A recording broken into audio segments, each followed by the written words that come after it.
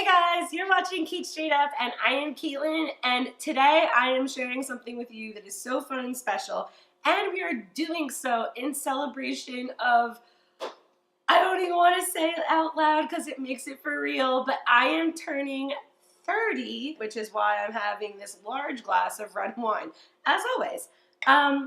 So I wanted to post a special recipe for my 30th birthday, and I was cramming, thinking about all my favorite foods.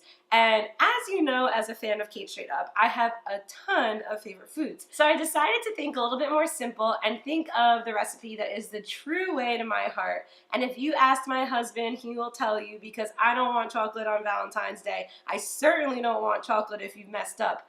I want some nice kettle cooked chips and onion dip. So today I'm going to make for you my homemade onion dip that, if you want to win over my heart or girls like me that are salty versus oversweet, you're gonna love it. So cheers to me. I am going into a next decade. I am scared to death, but thankfully I have all of you fun people here to hang out with me and celebrate. But happy birthday to me, and by the time you see this, I will be almost 30. Ah! So this recipe couldn't be easier. It's fun, it's simple, you can kind of really show off instead of buying that crap that's in the container, and honestly, you only need a few ingredients. In this bowl right here, I have 1 container of sour cream, and I am adding to it 3/4 of a cup of Greek yogurt. Now, this is for a party size, this is not a personal size, so take that down if you're just making it for yourself.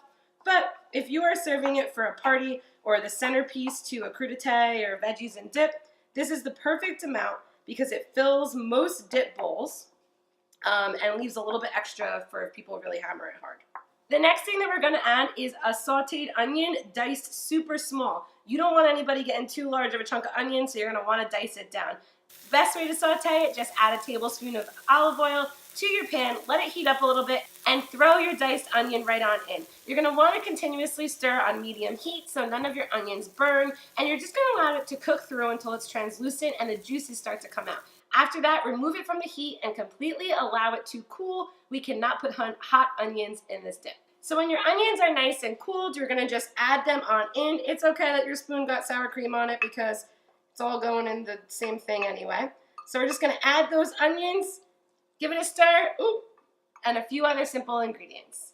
After your onions, just a few other simple ingredients. So I actually like to add a little bit of onion powder just to drive home that onion flavor, not too much. Then it's Cait Straight Up, and it's my freaking birthday, and it wouldn't be it without garlic powder. So just a little bit of a touch of it. You don't want it to be overwhelming, actually, in this recipe, so I gotta hold my heavy hand of garlic pouring. Obviously, then we're gonna do a little bit of salt and pepper, so a little bit of sea salt, and then I actually like a decent amount of pepper in this, but other people may not, so put your pepper into your taste. I kind of always tell people that.